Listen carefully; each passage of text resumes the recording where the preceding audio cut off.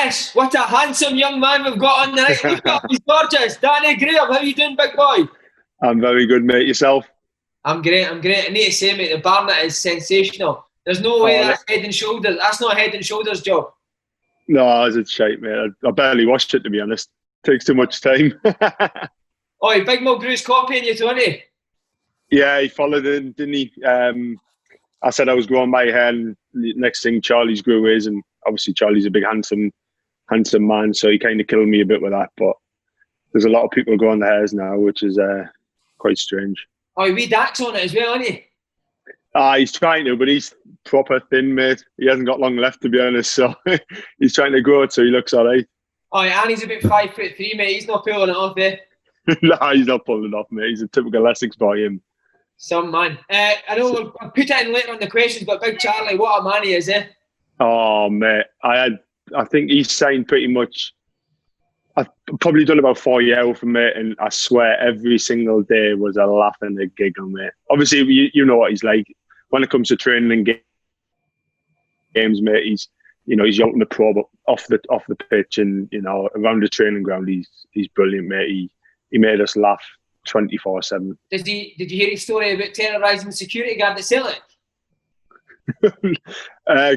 Possibly. Go on, fill me in. He told it on the podcast the other day, but I was just going to ask you, does he do that at Blackburn? Like, is nobody safe? Does he go after physios and security guards? Oh, yeah. We tortured the maintenance guy. He got a bit. And then he's like a director. When all this COVID was going on, he was texting them, mate, winding them up, saying someone had farted. You need to check with the FA to see if that's all right and stuff like that, mate. We were crying. Oh, what a hero, man. I think we'll come again in a bit, mate, but we'll start with the career. I love this about you. Non-league upbringing, Chester, Lee Street. What are your memories of those days? Was there dog shit on the pitch? Oh, dog shit on the pitch. About 3 people in the stand.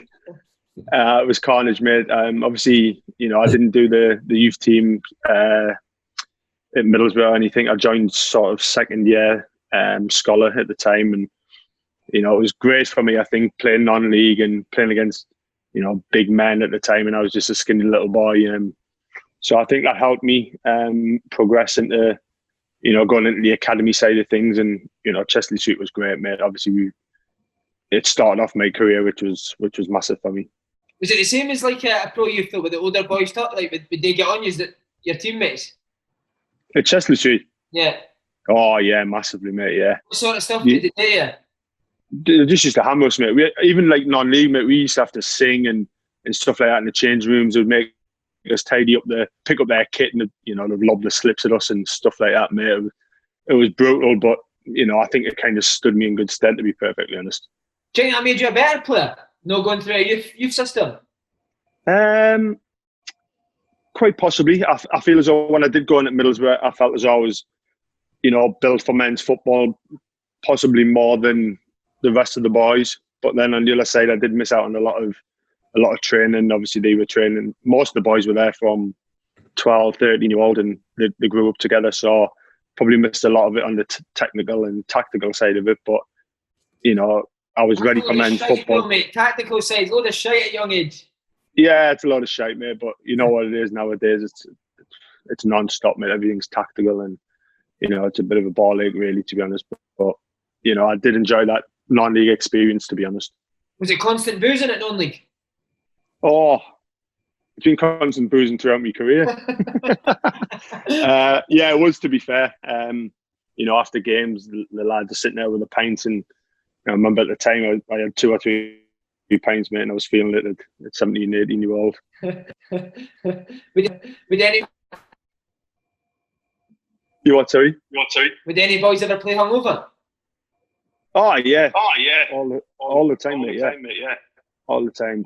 There was a lot of them, probably 2 or 3 most games. That's amazing, man. What about you, now? No, not at the time, mate. No. Not at the time. So how did Middlesbrough come about? Did Middlesbrough have a scout at the games? Yeah, so what was Chester Street? We played in the FA Youth Cup, the start of the FA Cup. We were playing like Bradford, PA, and teams like that, mate. And then we got into the first round proper. We played Hartlepool. we got beat off them, but I'd done well in the lead up, and then I ended up having a week's trial. Played the game at the end of that week against, ironically, Blackburn. Scored a goal. Then they sent me away, and then on the Tuesday night after that, they come to the Chesley Street first team game, which I didn't know. They'd already arranged the scouts to come along and check me out, and I managed to score 2 that game. And then after that, they rang me up and said, "Come and sign." Right, mate. A guy who's also trying to date his hair like you, Steve McClaren. He was your he was your manager, mate. When did you first meet him? I didn't really meet him until probably 6 months, into my scholarship, really. Obviously, I was doing well in the youth team, scoring a lot of goals.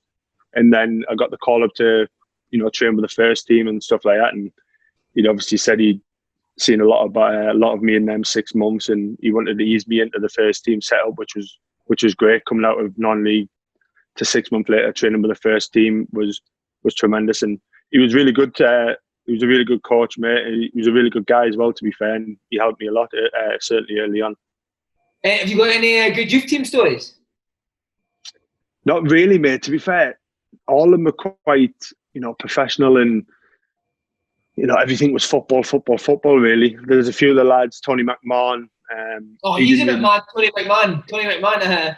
He's brilliant, mate. But he never used to drink. But he was hilarious. He was a bit like Charlie, but like now he's non-stop drinking. So it's kind of changed. But no, it was really a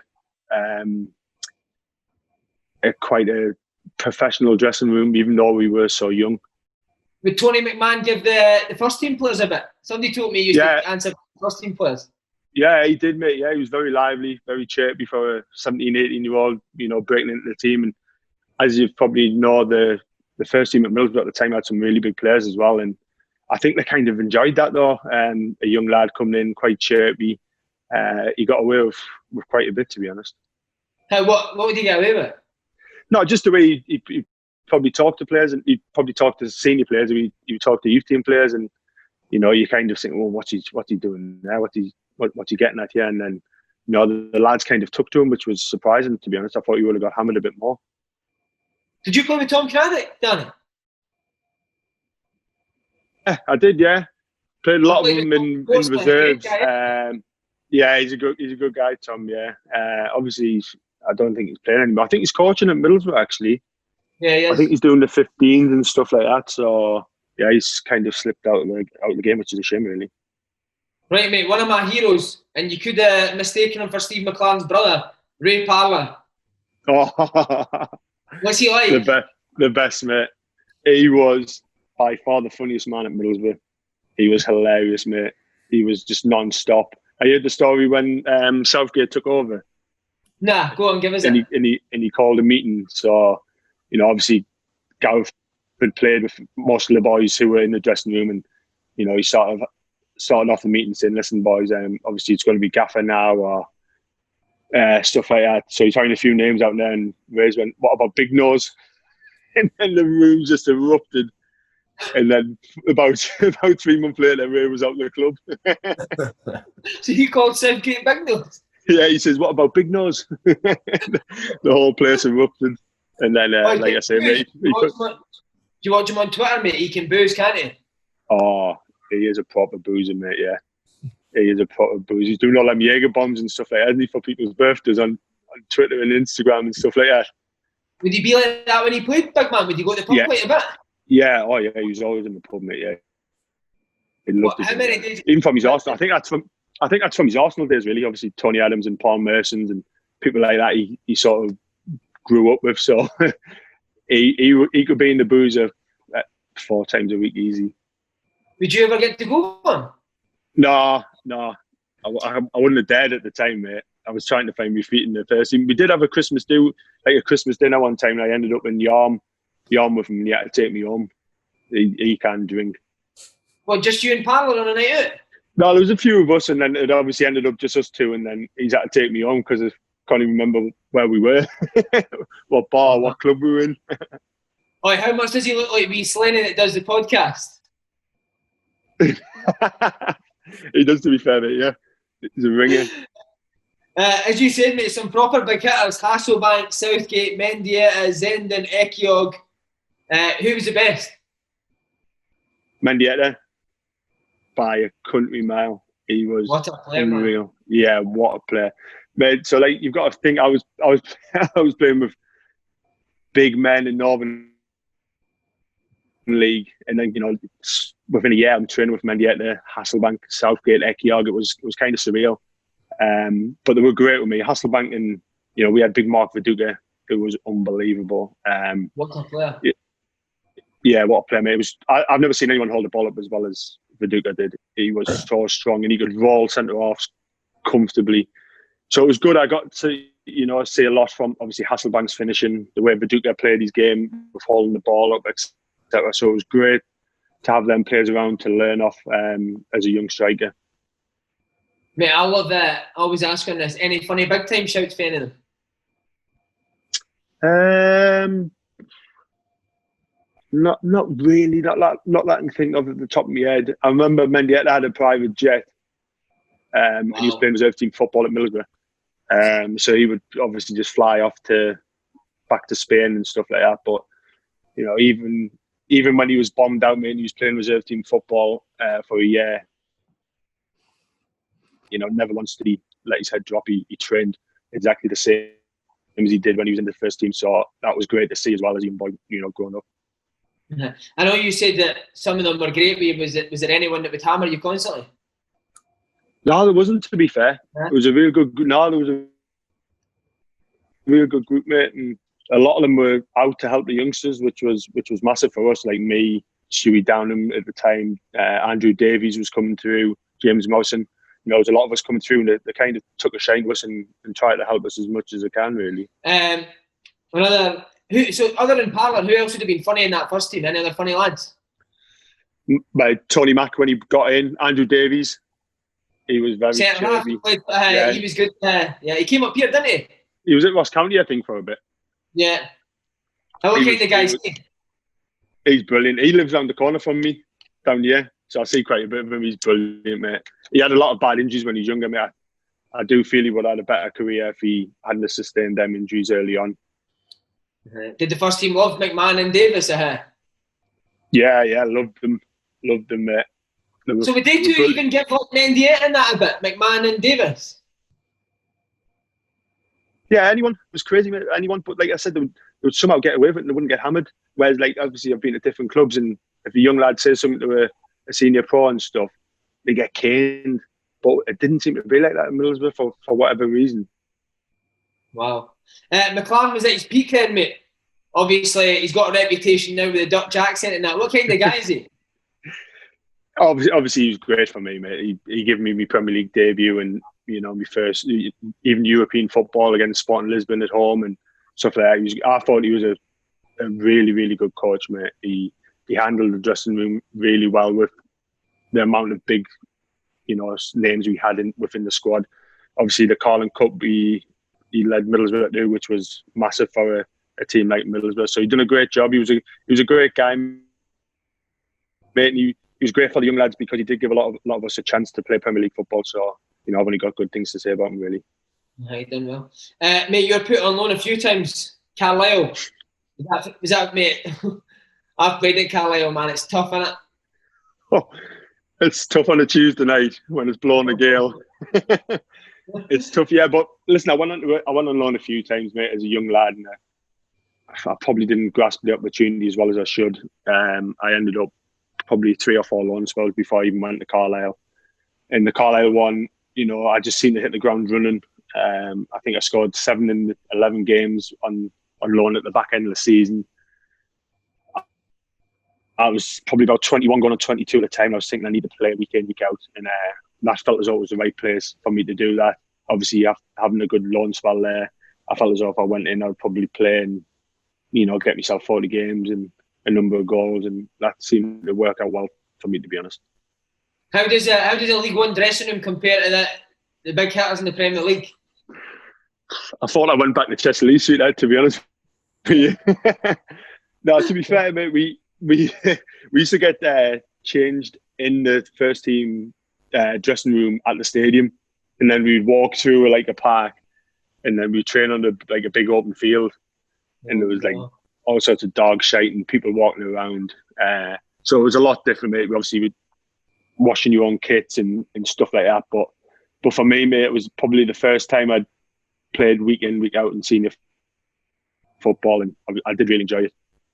Who was the older guys there? Was Graham Cavan there at that time, yeah? Yeah, Cav come in, to be honest.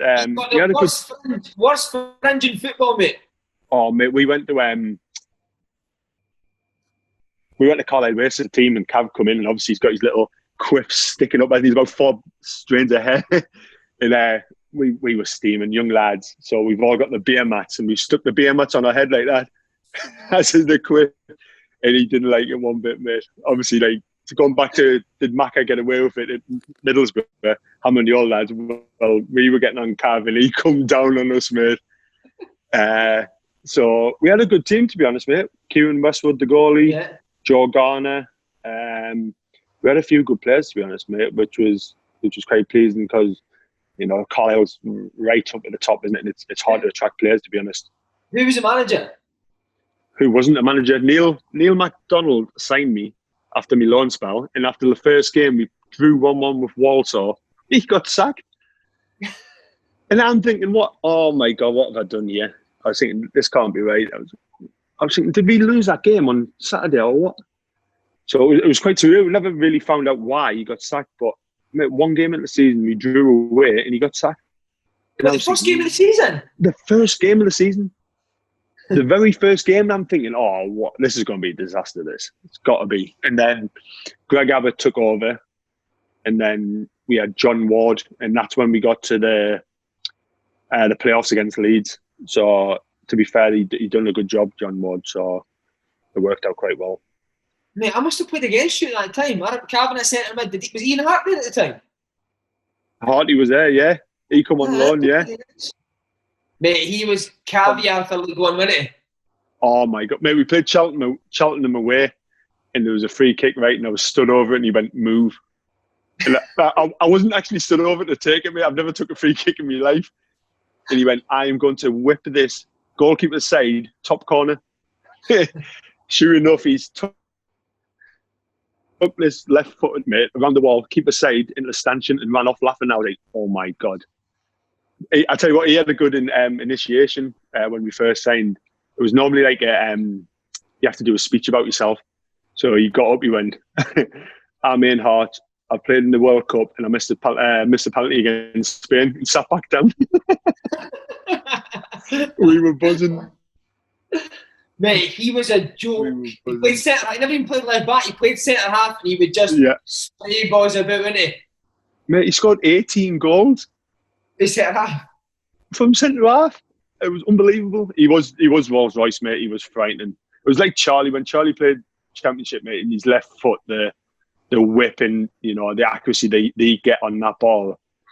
It's a massive asset to have in that league because a lot of goals are scored from set plays. Charlie was scoring from corners. Ian Hart could probably do the same. Mate, I'm absolutely devastated you've put Big Charlie in the same bracket as Ian Hart, man. He'll live off that forever. Oh. He will. He'll probably text me afterwards, thanking me. Mate, Ian Hart got a move. He got another move after Carlisle, didn't he? Because he was that good. Did he go back to Leeds? No, he went to Reading. Reading, that was right. And he scored about 15 for them in the Championship. And then he went to Bournemouth. Right, mate, you went to Watford. Why did you decide on Watford? Well, Watford, the actual first person I spoke to was Brendan Rodgers. He put the deal in place. Wow. So he was in charge when I was, coming to the end of me contract at Carlisle and was speaking. And, obviously, Watford was great. I felt as though I needed to move away. I felt as though I was, I'd been around the Northeast all my life. I felt as though I needed to get away from friends and distractions, really, to be honest. I was 23 and I thought, if I'm going to kick on, I have to kick on now. At Carlisle, mate, we were out every Saturday, Tuesday. It was getting beyond the joke, to be honest. Me, Joe Garner, young Gary Medine at the time. And Gary Medine, that's right. What a guy, mate. He was wild, wasn't he? What a guy. He's one of my good mates, to be honest, mate. I speak to him quite a lot. Mate, were you the only not Carlisle fan? No, I wasn't there. I'd left. But then he got in trouble at Sheffield as well, didn't he? So he did. did. Did he get locked up with Carlisle or did he get locked up with Sheffield? Sheffield Wednesday he got locked up. Some Sheffield United fan swilled him and he's dislocated his jaw or something like that. He's done about 6 months inside. I went to visit him. Did you? I took him some installs of that in. He was a hard bastard, Gary Medine, man. Oh, man. He is solid, yeah. He's a full-on animal. When he loses it properly, mate. It's scary. So that was your crew, you, Joe Gardner and Gary Medina, huh? Yeah, pretty much, mate. Joe was wild as well. And I was 22, 23, man. I was wild as well. So there's 3 of us just out all the time, mate. You know, balling around Carlisle steam and just wasn't good, mate. What was Brendan Rodgers back like then? Sorry, because obviously he wasn't a household name. He was. No, well, I spoke to him, and obviously he was pretty much like he is now. So he must have had it drilled into him from early on in his managerial career how he was going to play, and he would stick to that principle no matter what. So, like I said, I spoke to him. Going back to the Watford thing, I spoke to him first, and then he took off to Reading. And I was like, nah. Well, listen, like I was thinking, this deal isn't going to go through now. But luckily, Malky followed it up, and then I had a conversation with him.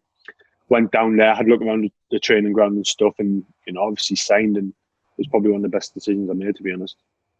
Malky Mackay was flying at that time. What made him so good then? For me, I thought a lot of it was his man management. He could handle the dressing room and keep everyone on side, which was massive. You can be the best coach in the world for me, but if you get the respect of the boys, I think it goes a long way. They'll do anything and everything for you. He was great with giving lads days off, and he just had a knack of keeping everyone happy, which was, I think, massive for us at the time. Mate, living in London, talk to me. How good? Jeez. Probably another mistake. I went from not being out in London at all to about 50 times in my first season. Is it that good? Yeah, it's that good, mate. And then obviously where I lived, it was right next to St Albans, and that was lovely, mate. You could go on there on a Sunday session, sit in the bars all day. We had Stephen McGinn there, Don Cowie. We had a good squad at the time, mate, and we did have a very good laugh along with it. 27 goals in your second season. What was that doing to? Good players? Or good just players. You being brilliant? I think good players, but I feel as though the second season, Malky sort of, built the squad around getting me chances. And obviously, Don Cowie, he must have set up half of me goals that season. We had Will Buckley at the time, who went on to Brighton and stuff, and he was flying. And everything that seemed to touch that season pretty much, went in. Even if it wasn't a great strike, it would go into the keeper's body or what, and it just everything seemed to go my way. We were flirting with the playoffs around January time, and there was a lot of interest. And Malky pretty much begged me to stay, which I did, and I'm kind of glad I did, because that is my best goal scoring season by far. And I had 2 unbelievable years at Watford. But you kind of turned in the Premier League, mate. No, I've got a good story about Watford, actually. So we that second season I got in Team of the Year, so the lads have booked the table at the PFA Awards for the gala, when you get your trophy and stuff for being in the Team of the Year. So we've went out early doors around St Albans, all suited up and stuff like that. Got to be there 6 o'clock, 7 o'clock, something like that. Next thing, mate, it's 8 o'clock, 9 o'clock. My phone's ringing. It's my agent. Where are you? We didn't turn up to the PFA, mate. We just stayed out in London. Completely missed it. I didn't get my medal for 18 months. Love that, mate. Fuck your medal. I got it in the house somewhere. Yes, love that. So you just patched the awards and went out and got a steam in it? Patched it, mate, and went out all day. There was 10 of us on the table. Not one turned up. Love that, man. And then Swansea comes in, mate. Was it Brendan Rodgers that tipped it as well? Yeah, it was, to be fair. I spoke to Neil Warnock, Roy Hodgson at West Brom at the time. So I'd met them first. And then, obviously, Swansea were in the playoffs, so I had to wait till, or not, to speak to Brendan. I went down to London the day after the playoff game. and within about 5 or 10 minutes, mate, I looked at my agent. I was like, that's where I'm going. Just the way he wanted to play football and, you know, high press, everything about it was, I felt it was always right for me at the time. And, you know, I'm so glad I did go then. I had a great year with Brendan, who improved me massively as a player and, you know, probably improved every single one of us in the squad. Mate, just talk to me. What was a meeting like with Neil Warnock? Carnage. Was it? What did he say? No, he's just off it, mate. He was telling me about his story about adults wrapped. So he was like, I think it was Sean Derry who was captain in the championship season, and he took the captaincy off Sean Derry and gave it to Tarap. And he said, I think it was him, Derry, Clint Hill, Kenny, and a few other boys were absolutely livid because he apparently Tarap just like tossed training off, didn't turn up, come when he wanted to. But Warnock was like, no, listen, he says, so he got the 5 of them in. He says, listen, this guy will get us promoted. He says, just back me with it. Let him get on with what he has to do. He will get us to the Premier League. And sure enough, that season he was unbelievable and got him to the Premier League. And he said all 5 of them went in at the end of the season and thanked him for what he'd done, which was great, mate. But yeah, he was sound. He was sound, to be fair. Warnock, you could tell he was he was all for the lads, mate. He was telling me if you didn't want to play in reserve games, you know, you didn't have to. You just have to look after him, sort of thing. And he seemed a bit wild, but I think for me, mate, the pull for Swansea was the way they played massively. Brendan. Mate, I coached the kids at Celtic when Rodgers was the manager, and see when you speak to him about football, it blows your mind, doesn't it? Oh, mate, he knows everything. He knows everything about everyone, and you just don't know how he does it. It's mad, mate. But he was funny, Brendan, because he used to try and speak Spanish to the Spanish boys in training and stuff, and they were like, he doesn't have a clue. He can't pronounce the sayings right, but they were just replying like, oh yeah. Love that, man. He was great, mate. He was great, to be fair, mate. He's another great way of dealing with everyone and keeping the squad happy. What's his training like? Unreal. Mate, I went in, obviously. Was it all the possession boxes? Everything was football related. I think we done one day running, but it was the easiest runs we've probably ever done, mate. The rest of it was small possession games, 5-a-side games, and then you just make the areas bigger as the session went on. Everything was with the football. Even warm-ups was with the football. Pass it to a guy, the man that can do your stretch in between. Constantly, everything was with the ball. Mate, it's mad how he does that. As I say, I've watched him train a couple of times. It just goes from a small box to a bigger box to a bigger, and everything's in the same area. It blows your mind, eh? It blows your mind, mate. I couldn't believe it, mate. Hands down, the best manager I've had. Hands down, and I think he'll only get better as well. You know, obviously, you look where he went. He done so well at Liverpool. I'm so close to win the league, and then obviously Celtic. He pretty much won everything going, and then I think he's done a great job at Leicester as well.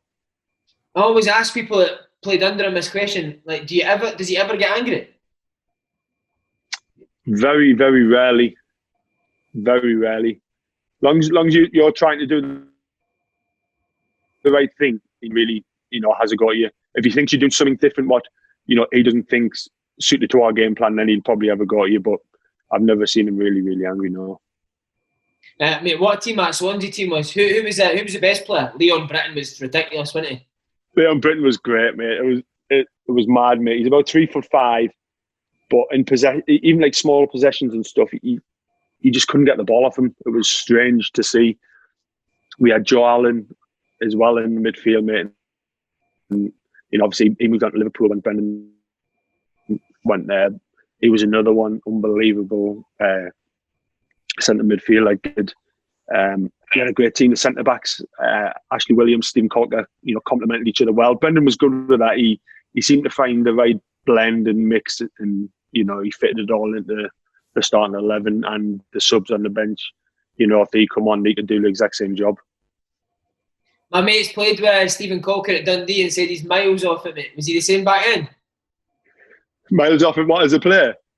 No, as a guy. Aye, he's miles off it, mate. He was mad, mate. He was a big drinker, just mental, mate.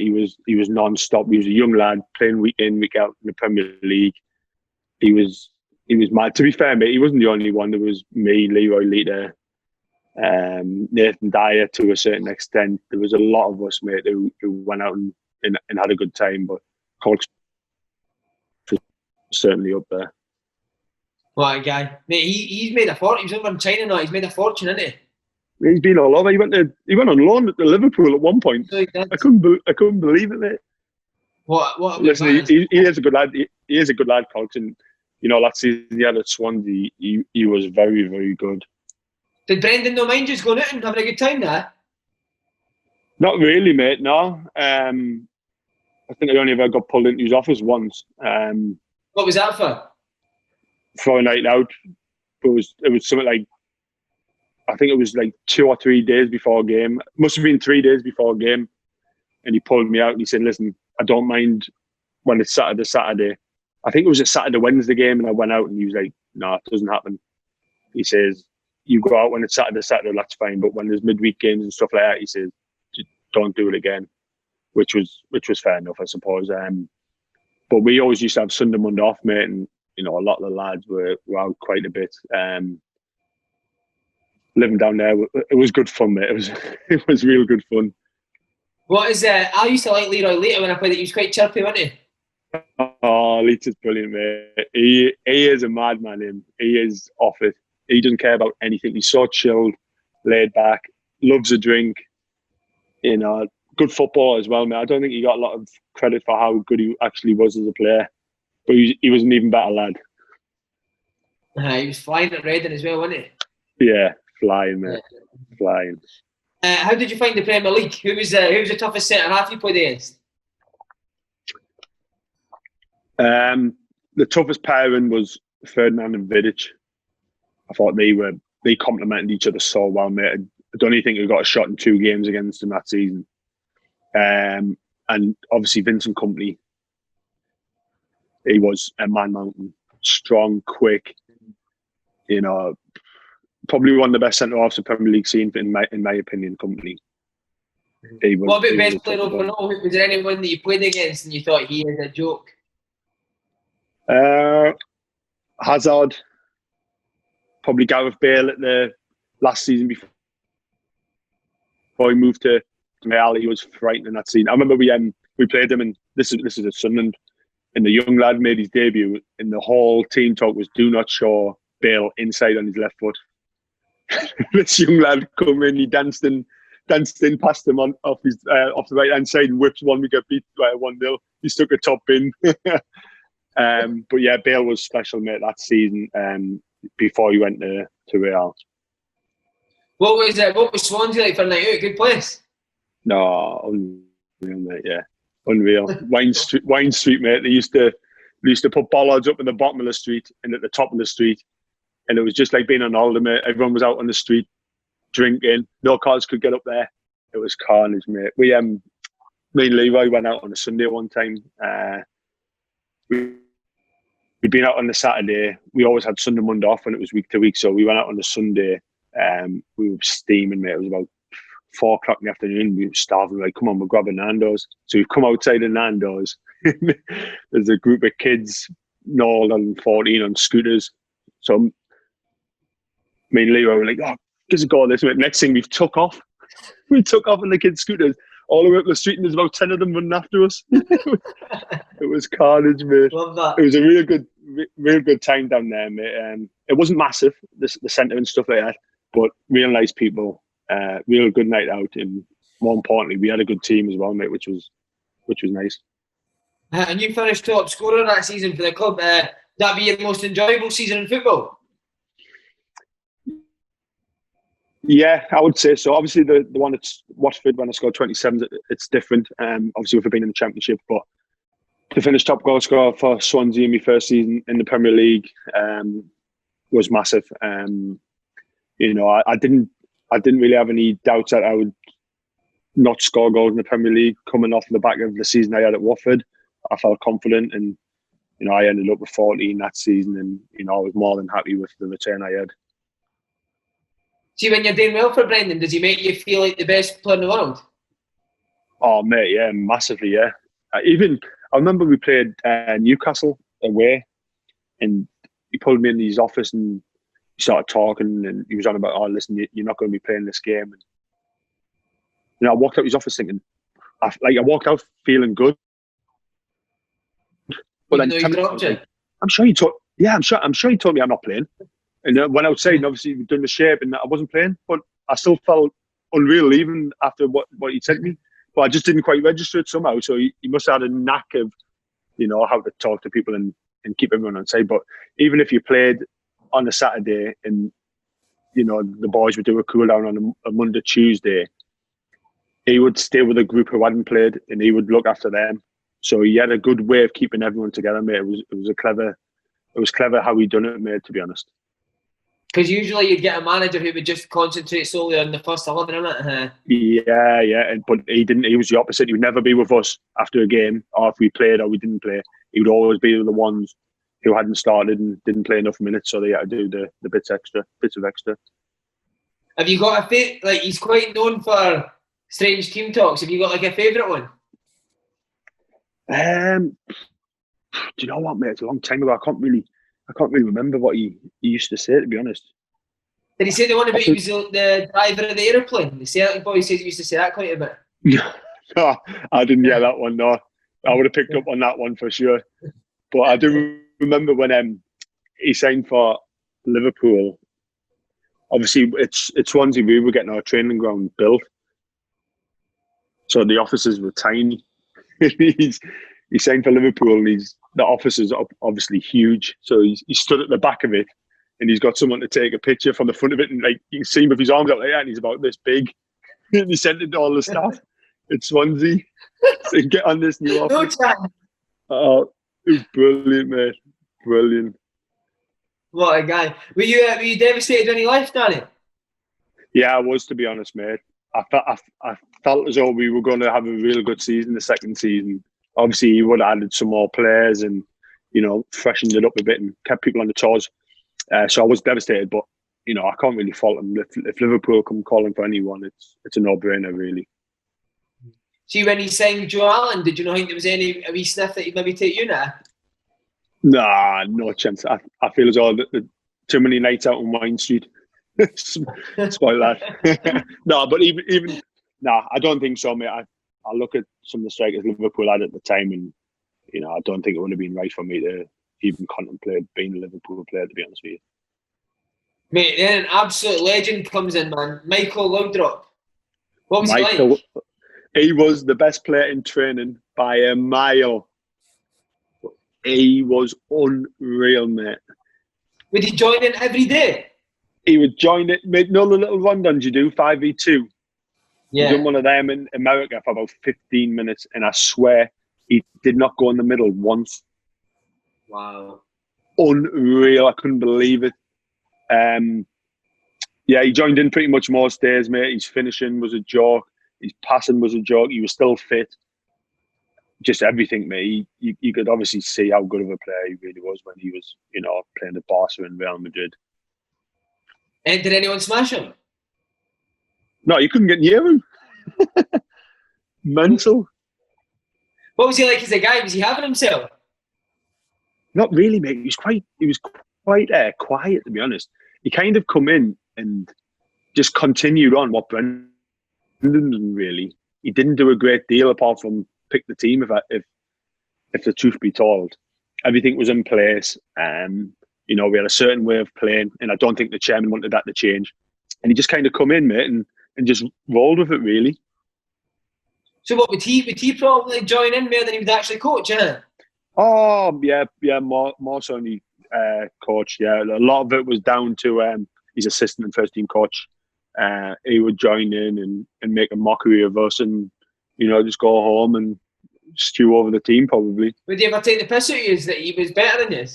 No, he wouldn't. Honestly, he was so quiet. It was scary. He barely said 2 words. Even like his first meeting, we were thinking, wow, that's not really got us going. That, to be honest, he was like quite dour. To be honest, it was a bit surreal. But like I said, mate, he didn't really have to do a lot or change a lot because everything was in place. Mm-hmm. The arrival of Michu, did that in his form, did that kill you a bit, mate? Well, Michu, we started off the season. We played QPR away, beat them 5-0. We played West Ham at home, beat them 3-0 first couple of games, and we both scored goals in the opening game. So, I felt as though it was going to be a good partnership. And then I can't remember what game it was. I think it was Reading at home. I come off at half time. And then after that, he went on the craziest run of goals, mate, I've seen. He was flying, mate. Not many defenders could really cope with him. He was big, physical, quite quick. Would put his head in. And I think he ended up with 19 goals his first season, mate, which is ridiculous for a £2 million signing. Mate, he's an absolute myth, though, man. What's happened to him? I've got no idea. I think he's lost in Swansea somewhere. He must be, mate. No, to be fair, the last I'd seen of him, really, he went to Napoli, didn't he, on loan? And then I think he had a real bad injury, or he had something wrong with his ankles. And after that, he was never the same. And he tried to go back to Swansea, but he'd obviously tried to force the move to Napoli as well with Gary Monk. And he come back, and Monk was like, "Nah, I don't think so." And then after that, mate, I think last I've seen, he was playing 3rd division in Spain for his brother's team or something. What was he like as a guy? Is he chilled? Yeah, he's so chilled. But on the pitch, mate, he had this switch. He would like scream in centre-half's faces, and he'd wind them up massively. They would try and boot him, and then he'd just get back up and laugh at them, and probably go and score a goal later on in the game. So it was good to see. Actually, he had like a chill side of him off the pitch, but on it, he was a bit of a lunatic, mate. Was he in it? You would never think that, mate. Yeah, no, I remember him screaming in people's faces, centre-half's faces, isn't it? Mad. Just what about the dressing room? What about the dressing room we used? Would you crack up? Oh yeah, like there was him, Chico Flores come in the centre half, and I don't think they'd seen a dressing room like us, mate. It was carnage, mate. We were driving on, like, lads are sitting on car bonnets, mate, driving across to the training ground and stuff like that, mate, and they're looking, thinking, what is going on here? Lads hanging on as we're going around corners and stuff, mate. It was crazy. They were just like, nah, you lot are mental. But then saying that on the Christmas dues and that, mate, they were there all the time, and they would have a drink, but I don't think they would have a drink, much throughout the season, to be honest. Nah. You were still having an important input, mate. You scored v Chelsea in the League Cup semi-final. Did you not want to stay and fight for your place? No, mate, I didn't. I hadn't really played a lot, and I only come on that game as sub as well. So I think I'd got back in the team, and I think it was I had something like 3 and 4 games, and I didn't start the semis. Away, obviously he played Michu up front. Obviously he scored, and then I come on the second half, and I think Ivanovic has played a back pass, and he's not realised I was there. And then I've made it 2-0. But I hadn't played a great deal, mate. And to be honest, I've always been about wanting to play football week in, week out. And I had a conversation with Laudrup and mentioned that I wanted to leave. He was saying, no, we need to keep you. But then obviously there was more interest coming in, there was bids coming in, and then that allowed me to kind of push it a bit more. And then Sunderland, mate. This is where the fun starts, isn't it, Sunderland? Right, Martin O'Neill, mate, obviously massive up in Scotland for Celtic fans. Do you like him? Is he a hero here? I like him, mate. I didn't get to spend enough time with him before he got sacked, obviously. I met him a few times, obviously, before the move, went through. And I loved the way he spoke. And obviously, I'd spoke to a few lads who I knew who were at Sunderland at the time. And I heard he was great with the players for days offs, and his training was good and stuff like that. So I was really excited to work with him. And then a few games in, mate, we all get a message saying he's got the sack, and after that it was just manager after manager, and it was a bit of a car crash, really. Because I don't know if you've watched Fletcher's interview, but Fletch, was it you that Martin O'Neill wanted you to do a trick? Is this the Dubai one? Yeah. Yeah, so we get on the plane, obviously, winter training camp, get on the plane, sorry, to Dubai. Next thing, the lads to Dubai, mate. I had to about 17 days, man. Still on it now. So next thing I hear, I'll have a bottle of wine. I'm thinking, who's that? Turn around to a few of the boys. So next thing, like, oh yeah, go on. So next thing, there's loads of us, the lads, just drinking wine and cans of Heineken and stuff like that. Next thing, oh, can we have another one? No, the plane's dry. And around me, and the lads are spangled. And I'm thinking, wow, what a start this is. So we get there, we get the hotel. We get the hotel, mate, late. Lee Catmull, tight as bramble. I've said, right, get to our rooms. We'll order some more drink. So I'm thinking, I've only just signed about 4 weeks ago. So anyways, it was Fletch who chapped on me door, actually, because he was next door to me. He went, come on, we'll go down. Next thing, it's 10 to 6. We're trained. We've got to be on the coach at 9. I'm thinking, oh my God. So we get up. And the ball played on that day. They'd done like a kind of a cool down. And the rest of us done like 1v1s for like 3 minutes. And I'm thinking, oh my God, I could be sick at any point of this. So I'm up against a defender, Keda Mangaya, he's called. I don't even think he played for Sunderland. Or maybe he's one sub appearance. So I'm thinking, right, 1-on-1, 3 minutes. I think, I'll beat him, yeah. Man, I'm 4-0 down. And I'm looking around thinking, oh, the lads are pissing themselves on the side. And I'm thinking, oh my God. So Martin O'Neill's gone, Dan, get at him. So I'm still steaming. I'm trying to get at him, and I fell over the ball. He went 5-0 down. He just blew the whistle. He went, that's enough. I'm laying on the floor going, oh my God. So the lads are absolutely caning me on the bus, and the gaffer's chirped up. So, to be fair, mate, he was sound about it. He knew I had a beer and stuff, and he said something, and I've just heard it in the back, and I went, Gaffer, hopefully you haven't seen me to take players on, and just like sat back down in my seat, and the whole bus is erupted. I'm thinking, have I really just said that? And then I'm looking around, and Fletch is crying, and everyone's crying. I'm thinking, oh, what an idiot I am, yeah. But to be fair, he's seen the funny side of it, mate. Any other Martin O'Neill stories, mate? Because he can go through boys, can't he? Like, he can be quite funny with people when he's slaughtering them. Yeah, but like it was hard, mate. I didn't really have that much time. I remember his assistant while he was Carlos Quella. He pointed out, I'd literally been there for about I was there for about 2 days, and he went, Dan, have you ever seen a Spanish player with no technique? I went, no, not really. He went, well, have a look at him. He pointed to Carlos, mate. I'm keeled over thinking, wow. Carlos is just laughing at him. I was thinking, jeez. Mate, that trip. He was ruthless Steve Over, didn't he? Yeah, oh, mate. Have you ever seen a Spanish player with no technique? I was like, no, he just went, well, there's one there. And I was like, oh, wow. Did you ever get a beer with Martin O'Neill? I barely got a team talk off him. He was off. What about as tight as Bramble? Is he wild as well? Oh, T's great, mate. Titus actually lived on the place I live now when he was a Sunderland mate, and he was mad. He was a single bloke, mate, living up here, out all the time. You know, God knows what else he was up to, mate. But do you know what? With T, I actually didn't realise how good of a centre half he was until I actually played with him. Mm. He was way better than people give him credit for. He was so strong and quick, and you know, he kind of knew your movements before you knew them. Do you know what I mean? He was always seems to be one step ahead. But he was a great guy, mate. Loved him. We had a right squad there. When Martin O'Neill got sacked, actually, it was Fletcher's birthday in Glasgow, and a lot of us come up. So we're out, and I can't remember where we had it.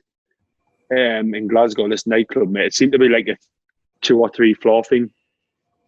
So while next thing, one of the lads gets a message, Martin O'Neill's been sacked.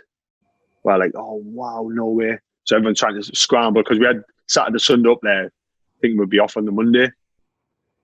So everyone's scrambling, like, oh, no way, what's happening? Oh, then next thing we get a message saying, oh, listen, you're still off on Monday.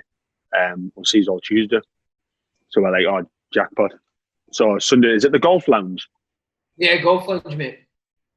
In Glasgow, mate. We're teeing up balls, mate, and chipping them into the restaurant. I'm thinking, oh, this isn't going to end up well, yeah. So we're sat outside. It's down the steps, isn't it? You walk down the steps. We're sat outside. Matthew Kilgallen is went, I'll get the round in. So as he's getting a big round in the shots and drinks, get a message, he's in tomorrow at 1 o'clock. We're thinking, oh wow, this is like tea time, 6 o'clock. We're thinking we're going to have to get back here. So we walk upstairs. We're walking down the street. Next thing, Killer's come out with a big tray of shots and bottles and stuff. And he went, lads, what are you doing? He went, we're in tomorrow. We're going to have to go. And he just went, yeah. Just tipped him and we carried on walking. Just all smashed on the floor. We just carried on walking. I was like, wow. So we got back, and that was the start of the Decanio. That was when we found out Decanio was in the next day. Mate, his first meeting? What sort of stuff has he said? Oh, just, Lord, mate, he was so agitated from the moment he got in there, mate. It was weird. He seemed to have a bee in his bonnet, and he's saying we weren't good enough. We'd underperformed. Basically laying into us to try and get a reaction.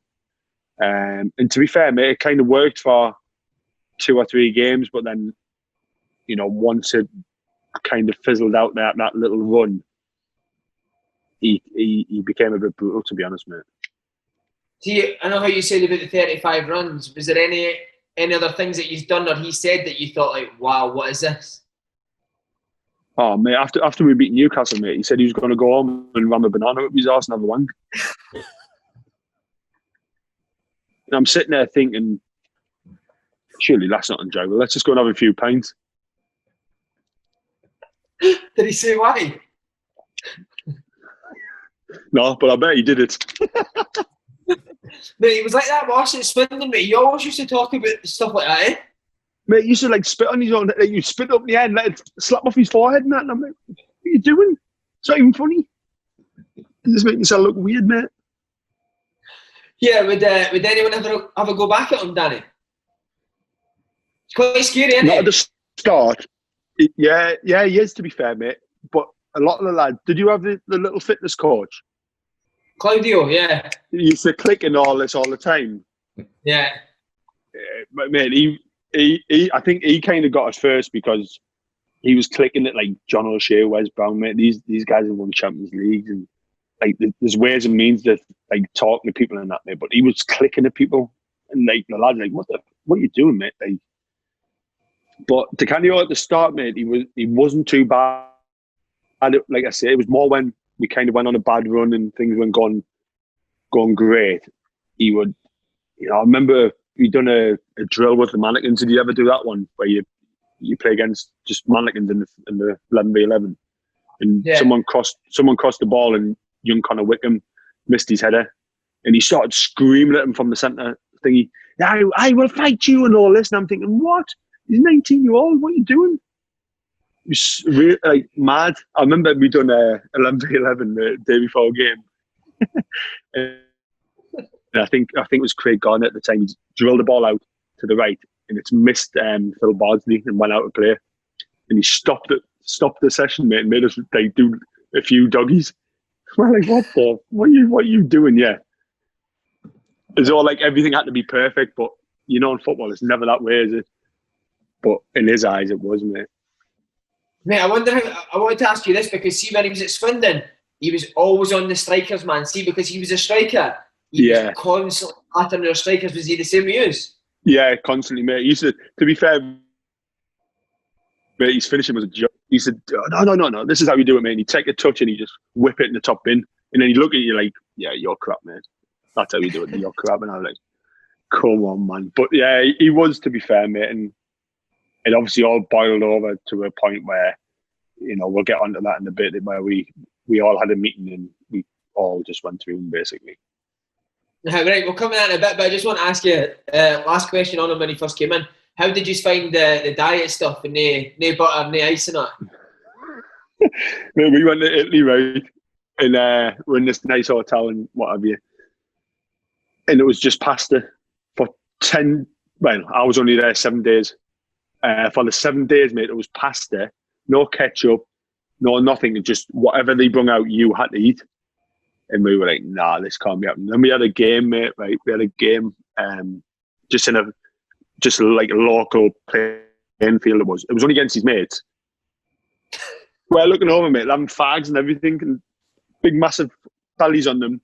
Looked over and went, nah, that can't be the team we're playing. And it was all his mates, mate. It was 13-0 at half time. Mate, we played the same team at Swindon. All his mates. We would have went to the exact same place. Mate, I couldn't believe it, mate. He was buzzing as well afterwards. We were 13-0 at half time. Like, what we getting out of this game? But mate, his sessions, well, I can't remember which way around it was. It was either morning was like tactical stuff, and then afternoon was just absolute slugs, running around the track and everything. 200s, 400s, 600s, 800s, 800s, 600s.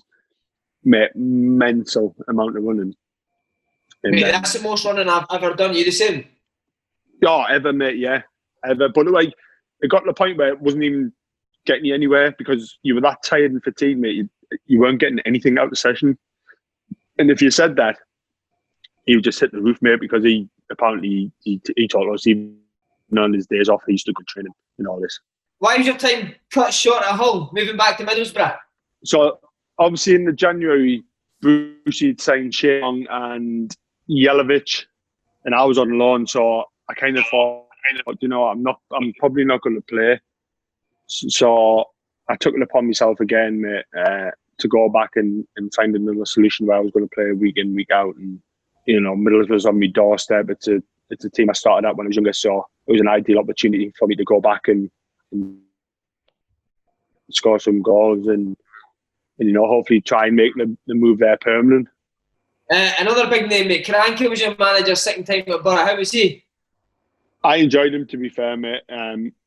He had a good way of playing. He wanted to play the right way, get the ball down and work through the lines and stuff like that. His English wasn't too great at the time, but obviously you have to get him by.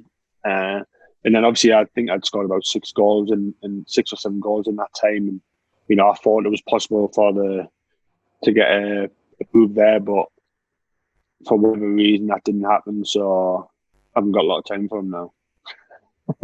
Right, various loan spells while at Sunderland before ending up at Blackburn. First 2 gaffers were Scottish, Paul Lambert and Owen Coyle. How were they two?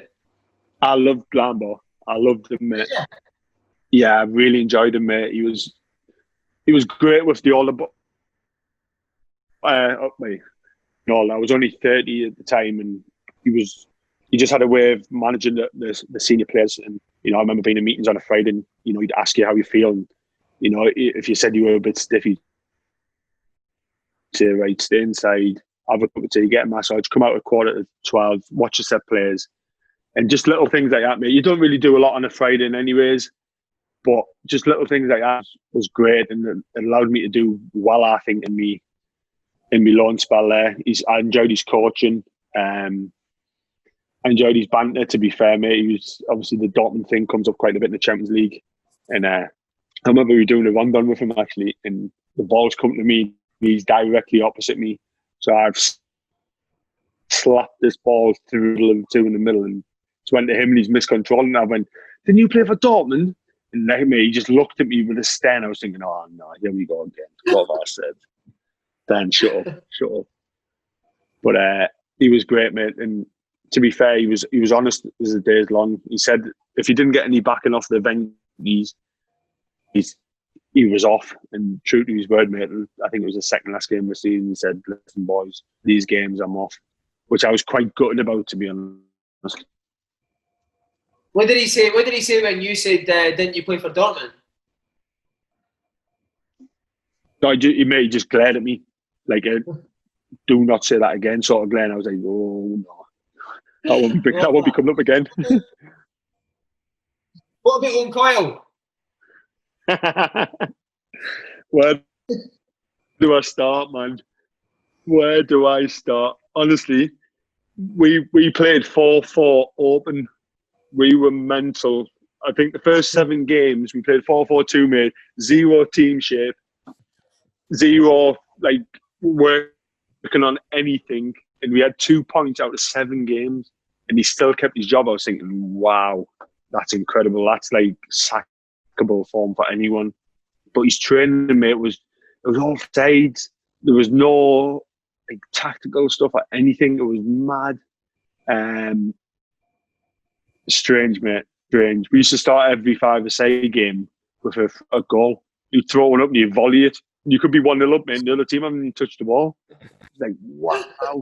But then to be fair, mate, we cottoned onto them. So every team talk at the grounds, you would do it on the treatment table. So I think one day the bed was all messed up, and he's tidied it all up, all the towels, put them all straight, put the bed, like all this stuff. So we thought we've cottoned onto it. We thought, now we'll do it again. So we've moved like more stuff, and he's tidied everything up. So we thought, next time we'll put a load of Vaseline and stuff on the handles where you bring the head down. So we were all sitting there like this, waiting for him.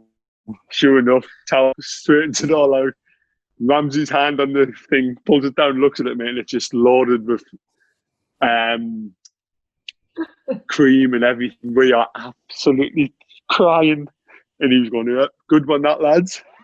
And he opens up this folder with his team on, and we're like, oh my God, we're getting beat today then.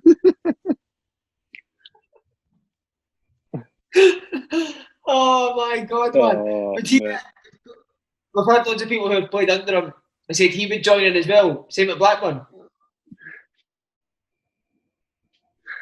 Oh, aye. He would join in. And to be fair, don't get me wrong. See, his finishing and stuff. His finishing was very good. Very, very good. And he used to join in the drills, like the crossing and finishing drills. And if a winger had like put a back cross on, he'd be like, nah. He'd go out on the left. Someone would play him a ball across. Honestly, his technique was decent, to be fair. He'd whip it, someone would slap it in, and he'd go, that's how you do it, fellas. I'm breastfeeding you. And then he'd run back in the middle to get a shot. And I was like, wow, this is our gaffer, yeah. And he used to do on a Friday, like he used to chip the ball into him, and then you throw it up for like a half volley or a full volley or whatever. The next thing, he's like, right, whoever was last in the line, he'd say, right there, I'll chip one to you. So he'd chip the ball up, the lad would throw it up, he'd connect with it, and he'd go, no. The lads are crying on the floor, going, what was that? He used to do it all the time, and we were having him off, mate, thinking, oh, what are you doing, yeah? Meow. Oh, man. We only ever done one team shape in his time there, mate. It was against Man United. And why are you doing it against them? We're more likely going to get beaten anyways. Do it against Burton on Saturday. Do it against United. We've got Ibrahimovic and Pogba. Yeah, good one. Cheers. To be fair, mate, he told some good stories. You see what? No, is he what? Good guy, though. Oh man, see what Onkoi would be. He would be one of the best number twos. He'd be unreal, mate. He's just all for the boys, mate. He was telling us a story when he got Burnley promoted. So obviously he got £1 million, I think it was, something like bonus for getting them promoted as the gaffer. We were like, oh, like, what did you say to them afterwards and that? Were you like buzzing? Because he doesn't drink, does he? He just drinks iron brew, mate. That's all he drinks, mate. He'd take you in the office and he'd ask you if you want an iron brew at 9 o'clock in the morning. So I went, what did you say to the Burnley boys afterwards? He went, oh, I just said, whatever. And I went, listen, lads, thanks a million. At the end of it, I was like, oh my God, there's no way. He went, yeah, it was a good one, that. And then, thanks a million. I love that part. That's what I'm doing. But any other story? They're sensational. Any more, or is that Onkoi story? I'm trying to think, mate. He used to do a game. Mate, bear in mind, this is a professional club in the Championship, mate. We're trying to graft our nuts off to do well, and we're just playing games, mate. And you go to the 6-yard line, and you know the goals? You would take the net off them, the whole net. So you'd run from the 6 yard to the goal line. You'd throw the ball up, head it off the bar, catch it, throw it back. So your teammates had to do that. Then the next one is you had to do 2 headers off the bar. And then the third one, you had to run and then flick it over the bar, but then catch it on the other side. And we're looking at each other thinking, what on earth are we? We've got a game tomorrow and we're doing this sort of warm-up, mate. I was thinking, wow, what is going on here? But, mate, honestly, I don't know how he stayed in the job as long as he did. And I'm not trying to be disrespectful to him as well, by the way, because he was a great guy and I do think he'd be a great number 2. But some of we didn't even do stuff, mate. There was meetings after the meetings. Oh, we that's what we started to do. So there was a Christmas dinner, right? And we called a meeting ourselves with his assistant. I'm sure he was called Sandy. Sandy Stewart. So we called a meeting, right? Yeah, Stuart, that's him. Yeah. So we called a meeting, mate, and there's 25 of us in there. Danny Guthrie and the gaffer's not in there. So we're like talking like this. No, we need to do this. We need to do more shape. We need to work on stuff. Blah blah blah. So Gus is outside with the gaffer, and obviously Christmas dinner's like being announced over the tannoy. Yeah, it's ready. He comes chapping on the door. So Gus went, "Oh, what's happening there?" And he turned to Gus and went, mate, don't worry about them. Mate. We know what's going on. And walked up and sat at his Christmas dinner. We're having a serious conversation, mate, about no, this is what you do more shape and blah blah blah. And he's like, don't worry about that, mate. We know what's going on. Went and sat and had his Christmas dinner. They're like, what is going on here? Just didn't want anything to do with technical stuff, mate. It was mad. Oh, real man. Right, mate. And then Tony Mowbray comes in, still the manager now. Had him at Celtic. You liked him? I think we had a love-hate relationship, to be honest, mate. He, I think it was about 2 or 3 weeks into the job. I drove down on a Friday, day before a game. Obviously, I used to stay over the day before the game, and I went the M6 way, and I think it was one of the only the M6 way in my career just to change it up. And there's a massive smash, mate, and I'm stuck. It took me 5 hours to get in. So I get there like just before set plays at the end of the session. Obviously, there's nothing I could do about it, mate. It was a big accident, blah, blah, blah. So I get in, and then he pulls me straight after training. He's like, you're not playing tomorrow. I was like, what? He went, no. He says, you were late. He says, I need to make a stand. So you're not playing. I was like, nah, come on. I said, I couldn't do anything about that. It's a genuine reason, like there's traffic and there's been an accident. Yeah, he was like, nah, I have to make a stand. So I was like, right, whatever. So I ended up getting back in the team and doing well towards the end of the season, even though we got relegated. And then the start of the championship again, he brought in Dominic Samuel from Reading for 500,000, and I started the season, and then I don't think I played the first 2 games, and then I didn't get into the team until probably November time. And I was thinking, you've sat me in the office telling me that I'm going to get you 25 goals and get you promoted. Yeah, after 2 games, I am completely out of the squad, not getting on in games. And I'm thinking, wow, this is mad. So we had a kind of a love-hate relationship throughout the time there. But listen, I had 4 and a half of the best years at Blackburn, especially after me time with Sunderland. It's a weird dynamic, mate, him and Vino, innit? They're a complete opposite. Complete opposite, mate.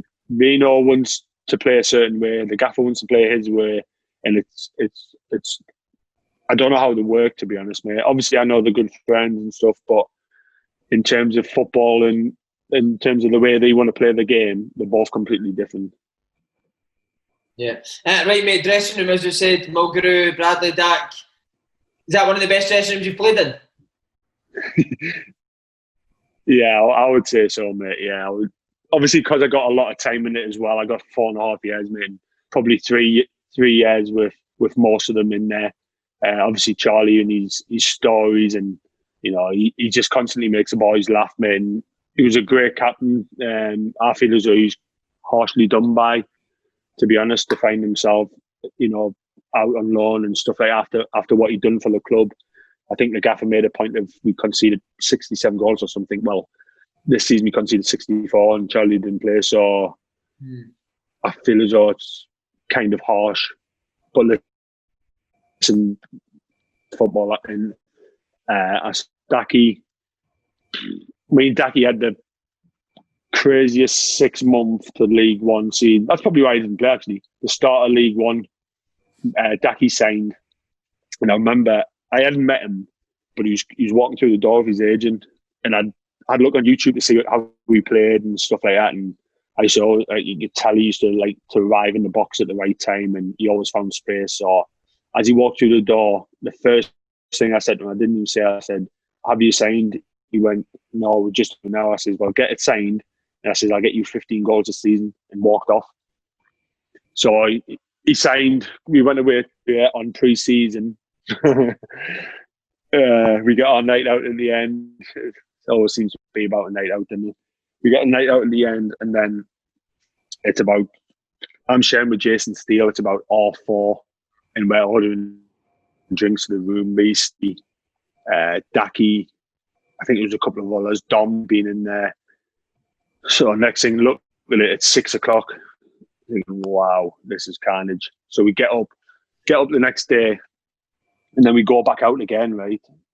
Before we fly back, and we get we're in this boozer, and we get a taxi from the boozer back to the hotel, and we parked outside the hotel. Bear in mind, we're steaming, and I've got no money on me, so I think, right, if I sit at this side, we get out the front door, I can just scarp inside and they'll pay.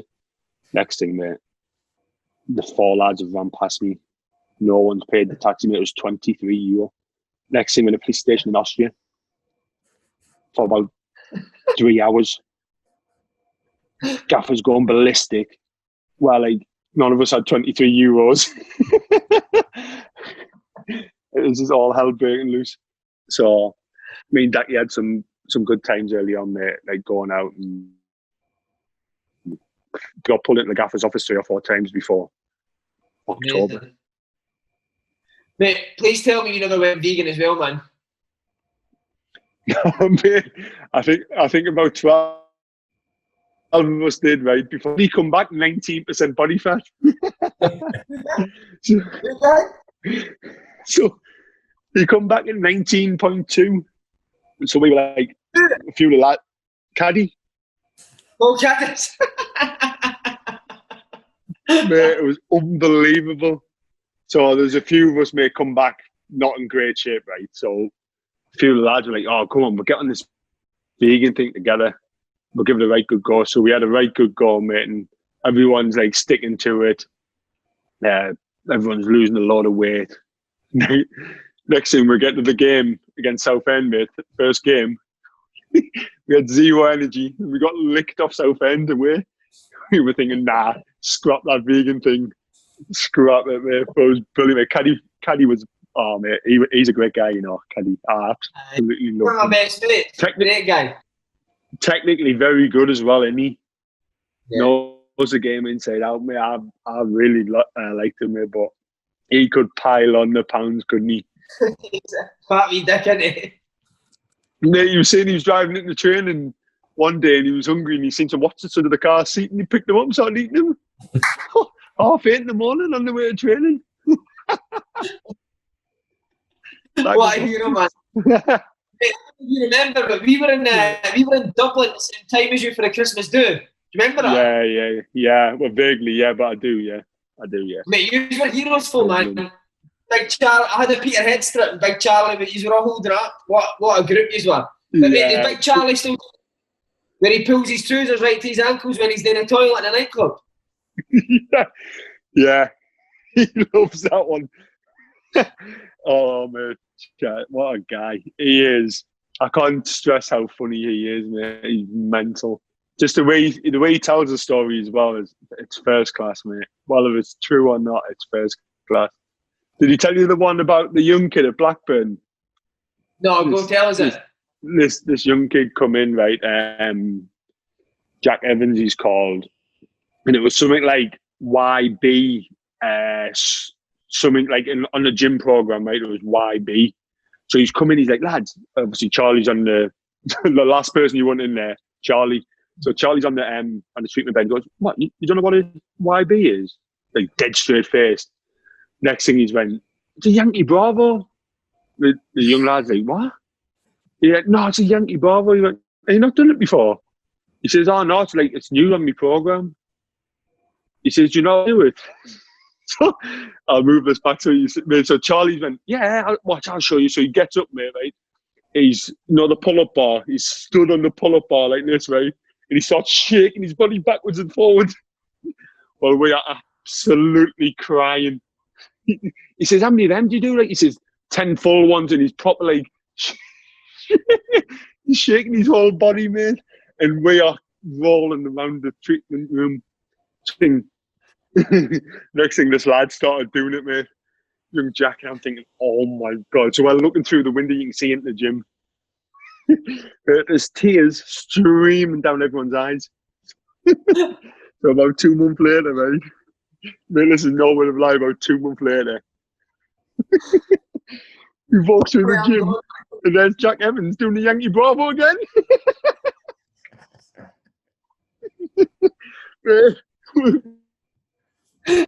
We just hit the deck, and he was, that's not the Yankee Bravo, is it? We were gone, mate. Oh, mate. That's so sharp, Charlie. That story, mate. It's so funny. So sharp, mate. But like, even what he done, mate, hanging on the bar, like shaking, you would think, nah, come on, that's on your bike, mate. That's not one. 2 months later, the kid's still doing it.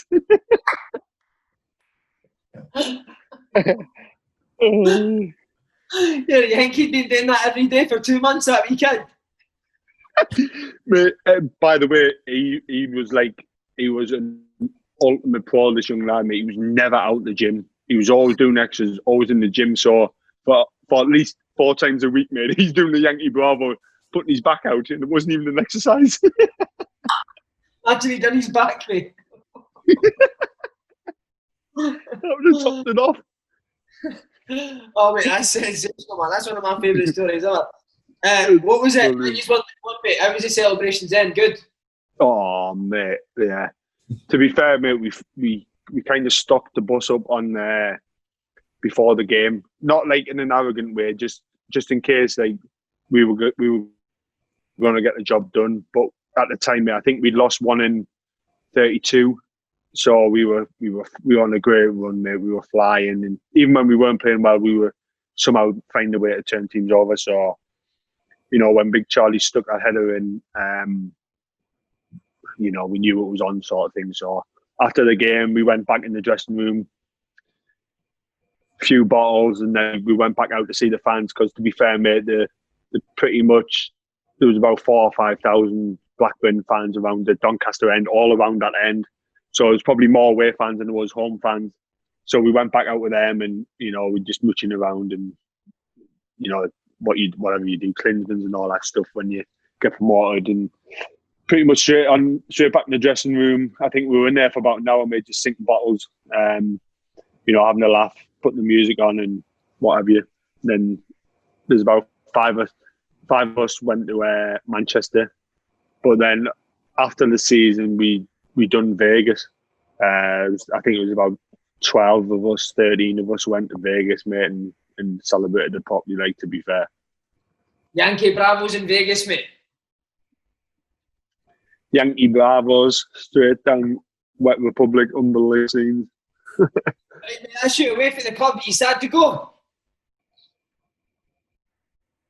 I'm sad, but again, mate, I've touched on it before. I didn't play as much as I feel as though I deserved last season. Especially after the season before, I won Player of the Year and Players Player of the Year, and then first game of the new season, mate, I wasn't even in the starting 11, which was kind of strange. And again, I think that goes back to the love-hate relationship with Mowbray. But I didn't play nowhere near enough as I wanted to. I just recently reached 600 games in my career, and I feel as though I've got 2 or 3 more years left at a good level, mate. So I feel as though it was the right time, probably, and the club to part ways. And I'm just kind of glad it ended the way it did, mate. You know, the fans loved me there. I got to play me 600th career game in my last game for Blackburn, so it's ended quite well, mate. And I do feel as though I'm ready for another club. Danny, what a man! Absolute pleasure, mate. Thanks very much. No problem at all. Thank you for having me.